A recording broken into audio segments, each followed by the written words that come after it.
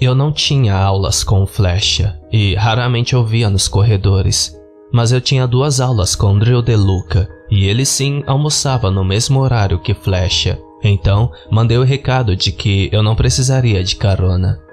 Quando terminou o 6º período, fui até o estacionamento onde Aline me esperava ao lado de seu Fusca 98 da cor azul. Entramos e explodimos o calor. Ao contrário do antigo Civic de Flecha, o Fusca de Aline realmente aquecia muito rápido.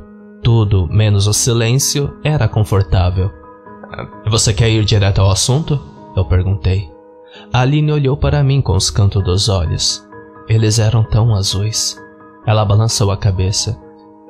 Não enquanto estou dirigindo. Seguimos em silêncio até pararmos em frente a uma casa colonial de bom tamanho. Está tudo bem? Ela perguntou. Ah, sim, certo. Eu não quero falar sobre isso em público. Está tudo bem, eu entendo.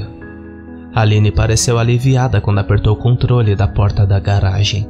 Era como se ela pensasse que me trazer para sua casa estava realmente me deixando sem graça.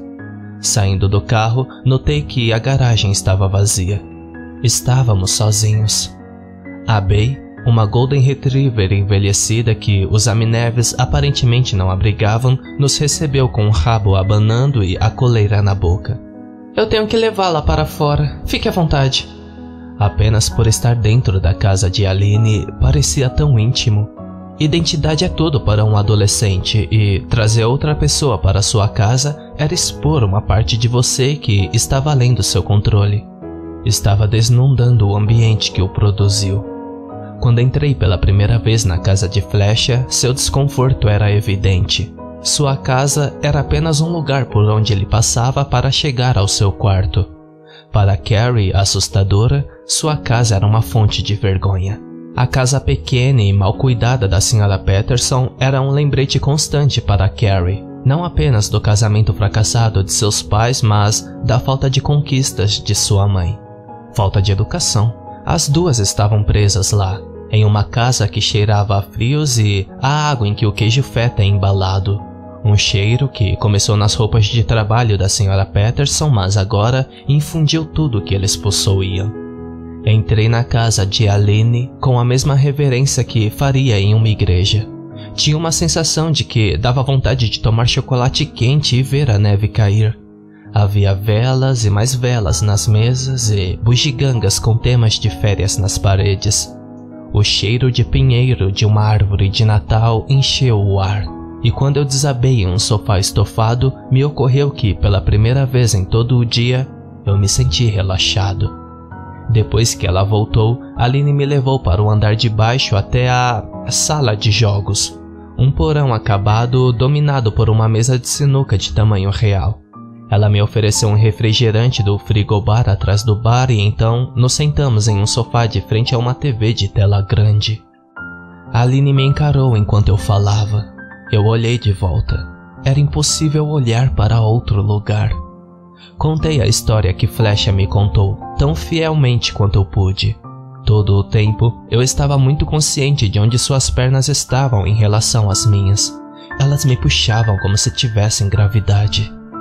Ela parecia bem o tempo todo que eu falei, mas no momento em que terminei, ela começou a ofegar, como se estivesse prendendo a respiração. Então começaram os soluços. Fui rápido em diminuir a distância entre nós. Eu a segurei por vários minutos enquanto seu corpo esbelto tremia e estremecia. Quando ela recuperou a compostura, ela lentamente se retirou para sua extremidade do assento. Oh Deus, eu sinto muito, disse ela, enxugando os olhos com a manga. Não precisa, não se desculpe. Eu sou uma bagunça. Eu me sinto envergonhada por estar feliz e me sinto vítima quando estou envergonhada. É preciso muito de mim apenas para manter a cabeça fria. É exaustivo. Você já conversou com alguém sobre isso? Tipo Você sabe? Sim, mas ela não está me ajudando em nada. Isso não precisa ser uma coisa ruim. Então você não acredita em nada disso? Sua perna direita começou a saltar para cima e para baixo na ponta dos pés. Eu pensei que você fosse um caçador de fantasmas. Eu zombei. O canto de sua boca se contraiu como se ela estivesse prestes a sorrir, e por um segundo fugaz eu me senti conectado a ela, com a velha Aline. Eu não saía correndo e contando a todos que conhecia porque me importava com as histórias de terror. Eu não usava nada tão pessoal na manga, mas contei a Aline. Ela ouviu e acenou com a cabeça e me entendeu. Posso te perguntar uma coisa? Ela assentiu. Por que você se importa se o relógio do viúvo é real? Eu preciso que eles estejam errados sobre mim. As pessoas que me encaram nos corredores me culpando, como Flecha e John Murphy. Flecha, ele está apenas sofrendo. Ele não te culpa, de verdade. Sim, ele me culpa. Todo mundo me culpa. Todos eles só enxergam esses pequenos trechos sobre o quanto Rob me amava. Já os ouvi falar sobre isso. Dizem que eu me achava melhor do que ele porque moro em uma casa grande ou porque era nerd. Ele me amava e eu fui uma vadia por rejeitá-lo. Aline puxou as pernas até o peito e abraçou os joelhos. Lembro-me de ter ficado impressionado com o quanto ela parecia uma garotinha. Parecia estranho na época, mas, em retrospectiva, com apenas 17 anos, Aline era praticamente uma garotinha. Uma criança percebendo pela primeira vez que seus colegas se sentiam no direito de opiniões sobre o que ela fazia com seu corpo e afetos. Eu queria dizer a ela que não era verdade, que ninguém realmente acreditava que ela era uma snob sobre dinheiro ou superficial ou uma vadia. Eu queria, mas eu também ouvi os boatos. A verdade é, disse ela, a única coisa que eu realmente sabia sobre ele é que ele me deixava desconfortável. Eu me aproximei ao lado dela e coloquei meu braço em volta de seu ombro. Eu podia sentir o quão tensa ela estava enquanto olhava para a frente. Ei, não é sua culpa. O cabelo de Aline cheirava a baunilha. Aline, olhe para mim. Ela parecia tão cheia de incerteza, assustada. Eu coloquei minha outra mão em seu pulso. Eu vou lá embaixo, ok? No reservatório com a Bin. Ela me agarrou pelo ombro e me segurou como se eu fosse cair. Está tudo bem. Não pude deixar de sorrir com a preocupação dela. Eu não vou entrar, só quero ouvir os sinos. Ela estudou meu rosto. Estávamos a apenas alguns centímetros de distância. Meu coração estava acelerado. Além disso, eu disse enquanto me inclinava: eu quero ir. E então, eu a beijei. Seus lábios demoraram a responder. Dúvidas correram através de mim. Ela ficou surpresa? Isso era uma rejeição? Eu tinha cruzado a linha? Eu senti como a Carrie assustadora deve ter se sentido na ponte Granfield. Mas Aline não se afastou. Depois de alguns longos segundos, ela me beijou de volta. Meu cérebro ficou confuso. Quase tive que parar.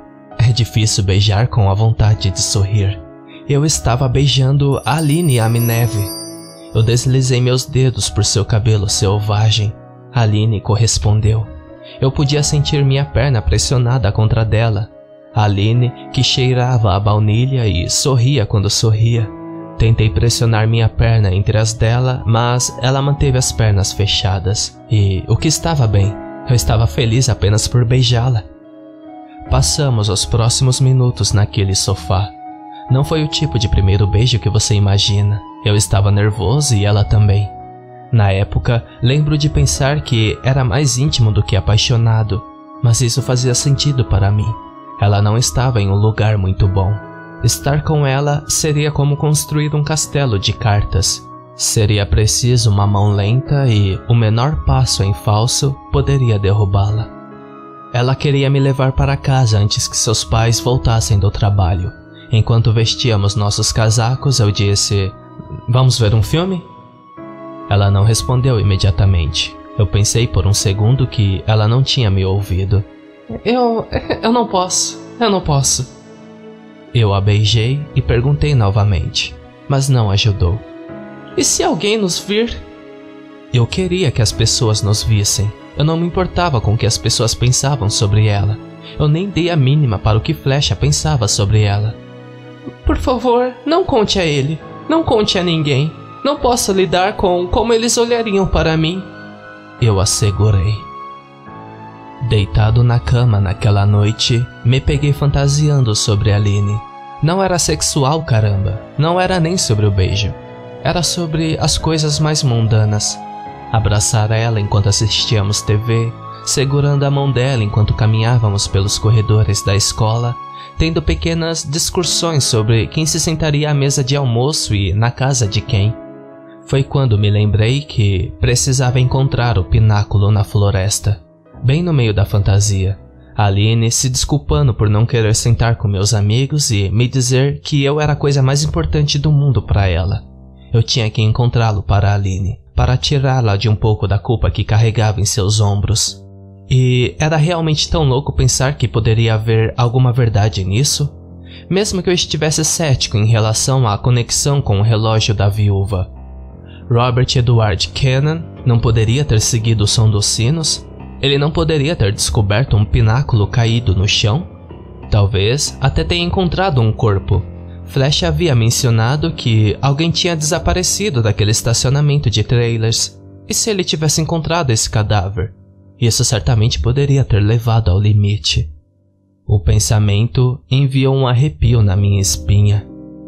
As últimas semanas antes das férias de Natal sempre foram cheias de exames e projetos, e naquele ano não foi uma exceção. Era a última coisa do mundo que qualquer um de nós queria fazer, mas com um projeto de grupo para a segunda, eu tinha que encontrar Carrie assustadora na biblioteca. Estávamos falando besteira enquanto eu rebentava atrás de fontes para nossa apresentação sobre Robespierre. Eu praticamente carreguei Carrie durante a primeira metade da história europeia. Foi quando disse a ela que havia mudado de ideia. Eu queria visitar o reservatório de Quabin. Carrie ficou emocionada. Quando você quer ir? Eu não sei. Em algum momento durante as férias, eu acho. Devemos tentar descobrir tudo sobre eles. Eles quem? O relojoeiro e sua esposa. Apenas um dos meus livros assombrados da Nova Inglaterra contava a história do relógio do viúvo. E talvez fosse porque eu inicialmente achava cético de que a história fosse baseada em qualquer tipo de realidade. Mas honestamente, nunca me ocorreu que havia algo mais a saber. Mas se havia um relojoeiro, ele tinha que ter feito relógios. E se houve um assassinato, deve haver um obituário. Carrie desapareceu no porão onde a biblioteca guardava suas microfichas. Com ela fora, consegui terminar de pesquisar nosso artigo em pouco tempo e, quando desci as escadas, ela descobriu um pouco mais.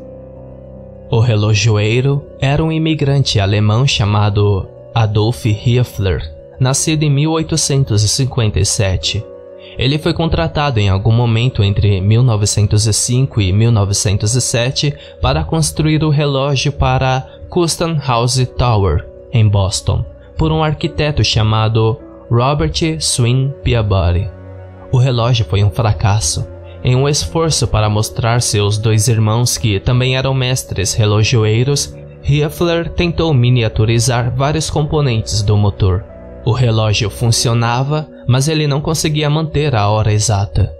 O relógio foi referido por alguns como a loucura de Adolf, até meados da década de 1930, quando a infâmia de Hitler superou a de Hiefler. A noiva era a sobrinha de Robert Swin Peabody, Amy Lauer Putman, nascida em 1892. Ela tinha apenas 16 anos quando se casou com Hiefler. Na época, ele já tinha 51 anos. Suponho que a diferença de idade não era tão incomum naquela época, mas em 1999, quando Aline tinha 17 anos, a ideia dela com um homem na casa dos 50 fez minha pele arrepiar. Também me fez considerar Amy Lauer Putman com mais simpatia. Imagine-se casar aos 16 anos com um homem com mais de 3 vezes a sua idade. Imagine 20 anos de casamento com aquele homem, acordando para encontrar-se em seus 30 e poucos anos, ainda no coração de seu auge sexual, com um marido na casa dos 70. Claro que ela se sentia atraída por outros homens. não conseguimos encontrar um obituário para Amy Lauer Putman, nem para Amy Lauer Hiefler, nem para Amy Putman Hiefler. Carrie, assustadora, tomou isso como um sinal de que os Putmans, Lauers ou Peabodys, todas as famílias poderosas, haviam encoberto a maneira escandalosa pela qual Amy Lauer havia morrido. Eu, por outro lado, atribuí isso a microfiche ser uma vadia para se trabalhar. O que achamos interessante, no entanto, foi uma foto de Enfield em 1938. Ela mostrava uma grande colina com a maioria de suas árvores cortadas, um trator afastando alguns destroços e um homem solitário de costas para um grande edifício colonial. O grande colonial era o único que ainda estava de pé e tinha uma pequena torre. Não podíamos dizer se tinha ou não um relógio. As telas de microfichas antigas não tinham exatamente uma grande resolução, mas com base em sua proximidade com o morro, era fácil ver como o solo solto poderia envolvê-lo quando as águas do dilúvio vieram, deixando apenas um pináculo acima da terra. Encontramos apenas mais uma referência a Adolf Hiefler, um obituário publicado pelo The Boston Globe em 1941. Gostaria de me lembrar da data. Mencionava que ele era procurado para interrogatório em relação a um desaparecimento. Mas isso era tudo. Hiefler havia morrido em Munique. A causa da morte foi omitida, mas aos 84 anos, provavelmente era apenas idade avançada.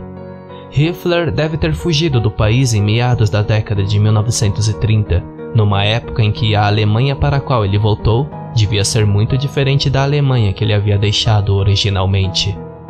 Não sei porquê, mas, de alguma forma, conhecer esses detalhes históricos tornou a história do relógio do viúvo muito mais plausível. Não era mais sobre a história de um homem com sua esposa infiel e os personagens definidos por nada mais do que seu relacionamento um com o outro. Começou a se tornar a história de duas pessoas. Amy Lauer Putman, inquieta e faminta por atenção conjugal, acorrentada a um velho incapaz de dar-lhe o que ela precisava, e o orgulhoso Adolf Hiefler, obcecado em provar a si mesmo depois de seu fracasso em projetar o relógio para a Custom House Tower, muito ocupado e muito velho para ver o que sua jovem esposa estava fazendo. Já que a mãe dela estava com o carro naquele dia, como estávamos com fome, Carrie e eu tivemos que escolher entre esperar minha mãe nos pegar ou ir até a casa das pizzas para comer alguma coisa. Apesar do frio, optamos pelo segundo. Acomodando-se em uma cabine, uma fatia quente na frente de nós dois, as coisas entre Carrie e eu pareciam certas novamente, pela primeira vez desde nossa viagem a Gunfield. Rapidamente, começamos a discutir os planos para a nossa viagem. "Devemos sair mais cedo", disse ela. "A primeira vez que Robbie ouviu os sinos foi logo após o pôr do sol." "Sim, mas quanto mais tarde for, menos provável é que encontramos algum guarda florestal." Você acha que há portões ou cercas?" "As estradas de entrada e saída podem ser fechadas, mas as cercas não. O Coabim é muito grande." Assim que essas palavras saíram de minha boca, Flecha se sentou bem ao meu lado, seu amigo Murphy atrás dele. "Ei, eu não vi vocês entrarem", disse ele. "Há quanto tempo vocês estão aqui?" Não sei exatamente o que senti. Embaraço? Vergonha? Mas mesmo que não houvesse nada no rosto de Flecha que indicasse que ele me ouviu, tenho aquela sensação que você tem quando seus pais lhe dizem: "Não estamos bravos, estamos apenas desapontados." Eu estava tão envolvido na diversão de caçar fantasmas com Carrie assustadora novamente que perdi a vista do fato de que Robbie Keenan havia se matado. Eu tinha esquecido que a única razão pela qual eu sabia sobre o pináculo na floresta era por causa de suas notas de suicídio.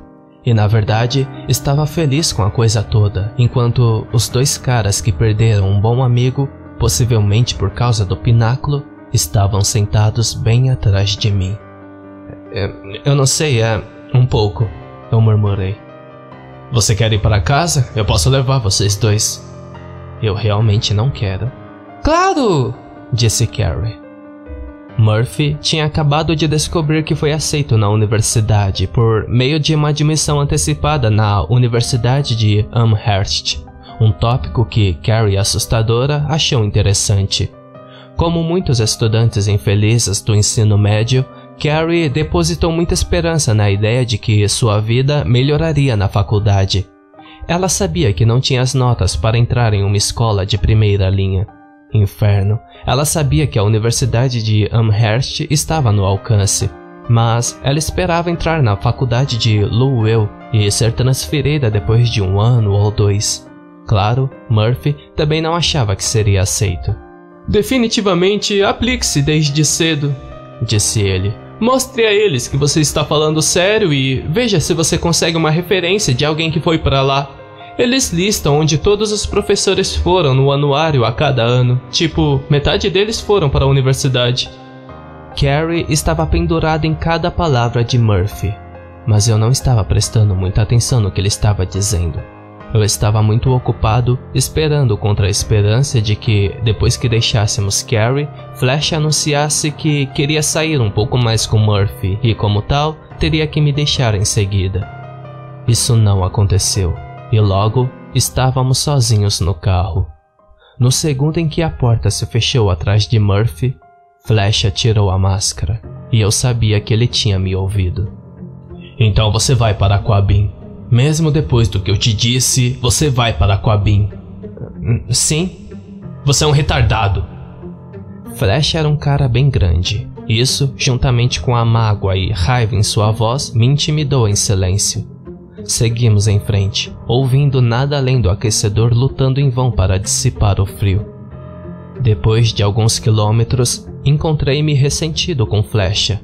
Quem ele era para falar assim comigo? E por que diabos eu deveria me sentir culpado por causa dele? Ele havia perdido um amigo e tinha minha simpatia, mas isso não o autorizava a me tratar como um lixo. Por que você me contou? Flash não respondeu minha pergunta. Ele apenas continuou dirigindo. Por que você me contou sobre isso se você não queria que eu investigasse? Flash apertou ainda mais o volante e apertou os dentes como se estivesse literalmente remoendo a pergunta. Estávamos em nosso bairro antes que ele finalmente respondesse. Para quem mais eu poderia contar? Você sabia que a escola está entrando em contato com todos os pais de quem vai na sessão especial de aconselhamento? Eles estão relatando quaisquer sinais de alerta de quem vem na sessão. Você acha que eu quero meus pais me fazendo ver alguém ou me dando remédios? Não posso chegar lá com a porra de uma história de fantasmas. A raiva de Flash o havia deixado. No momento em que paramos na minha garagem, ele parecia esvaziado. Achei que você acreditaria em mim, ou poderia refutá-lo, ou... merda, eu não sei. Parecia que tanto Flash quanto Aline estavam esperando que eu absolvesse seus pecados. Aline queria que eu provasse que Robbie havia encontrado um pináculo saindo do chão no meio da floresta, e foi por isso que ele tirou a própria vida. Flash queria que eu dissesse que era apenas uma história de fantasmas. Eu honestamente não podia dizer no que acreditava, mas eu tinha que saber. Eu não contei nem ao Murphy, disse ele. Eu simplesmente não poderia lidar com isso se ele me culpasse por deixar Robbie ir sozinho. O que você faria se estivesse com ele? Não sei. Flash não me olhava nos olhos. Mas pelo menos ele não estaria sozinho.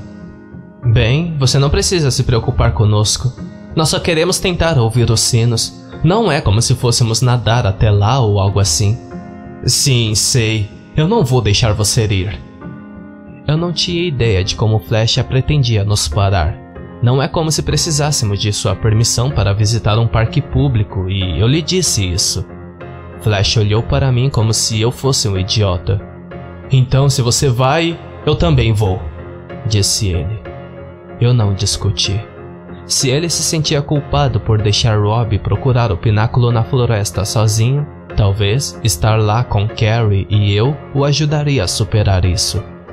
Quando Flash saiu da garagem, percebi que havia outro motivo para não protestar. Carrie assustadora. Sim, As coisas naquele dia pareciam normais novamente entre nós, mas eu ainda tinha vergonha de passar tanto tempo sozinho com ela, especialmente na margem de um lago sob a luz do luar.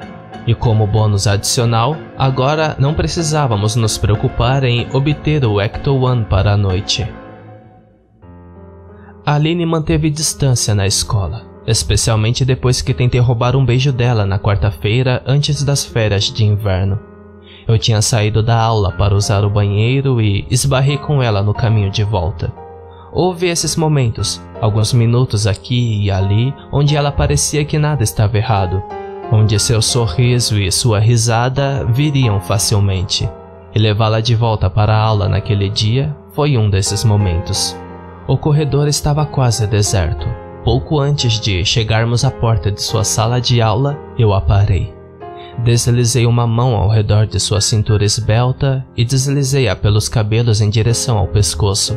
Inclinei-me para beijá-la e ela se afastou de mim, do meu toque, como se eu estivesse pegando fogo. E assim, a velha Aline se foi e a quebrada tomou seu lugar. Ficamos ali pedindo desculpas um ao outro. Ela me assegurando que eu não tinha nada pelo que me desculpar e eu fazendo o mesmo antes que finalmente voltasse para a sala de aula e fechasse a porta.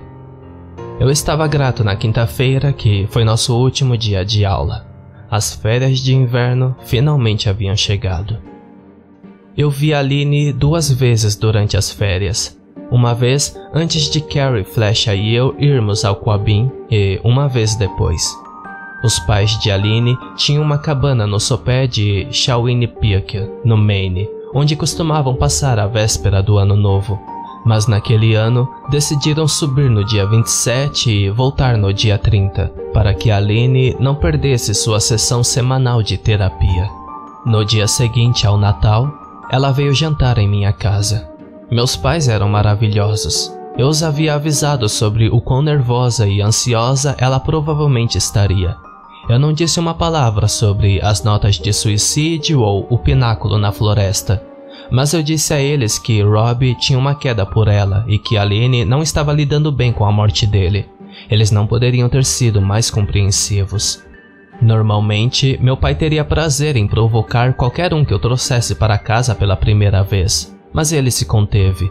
Em vez disso, sempre que havia uma pausa na conversa, ele provocava meu irmão mais novo, que havia ganhado no Natal daquele ano, entre outras coisas, um Furby, e insistia em trazê-lo para a mesa de jantar. "Não me deixe pegar você alimentando essa coisa depois da meia-noite, hein?" Meu irmão era muito jovem para entender a referência e olhou para cima confuso. "São apenas 6:30. "Bem, sempre tem um lugar que já é depois da meia-noite." Minha mãe, por sua vez, também resistiu aos seus instintos naturais. Normalmente, sempre que alguém vinha à minha casa pela primeira vez, ela praticamente os interrogava. Esse hábito dela tinha sido particularmente duro com Carrie assustadora, que minha mãe estava convencida brevemente de que estava usando drogas. Depois do jantar, meu pai sugeriu que eu mostrasse a Aline a TV que eu ganhei de Natal no dia anterior. A TV que estava no meu quarto. Ele realmente foi um ótimo pai. "Gostei de sua família", disse Aline assim que a porta se fechou atrás de nós. Eu zombei. "Acredite em mim, eles estavam se esforçando para parecer legais." Drew DeLuca tinha uma teoria de que um filme romântico não era o melhor filme para assistir com uma garota com que você queira se apaixonar. Para começar, a maioria deles eram, em sua opinião, filmes muito ruins, e os bons corriam o perigo de realmente prender o interesse da garota. O que você queria era um filme que fosse agradável e encantador, mas leve o suficiente que você pudesse perder uma boa parte dele sem se sentir perdido e precisar rebobinar. O tipo de filme que você encontraria enquanto assistia à TV em uma tarde de domingo e terminaria mesmo se já estivesse no meio do caminho. Então, eu coloquei um filme de faroeste, Maverick. Aline sentou no chão e eu fiz o mesmo, não antes de pegar alguns travesseiros da minha cama. Seus movimentos eram rígidos enquanto ela se acomodou no travesseiro. Tentei não parecer muito ansioso quando desci atrás dela e coloquei meu braço sobre sua cintura. Quando o filme começou, Eu continuei pensando naquelas fantasias que eu tive na noite após nosso primeiro beijo, sobre o quão agradável seria apenas deitar ao lado de Aline assistindo TV, apenas estar perto dela e nada mais. Eu tinha razão, mas, na verdade, estando ao lado dela, minha mão descansando levemente contra sua barriga lisa, achei outras ideias ainda mais atraentes.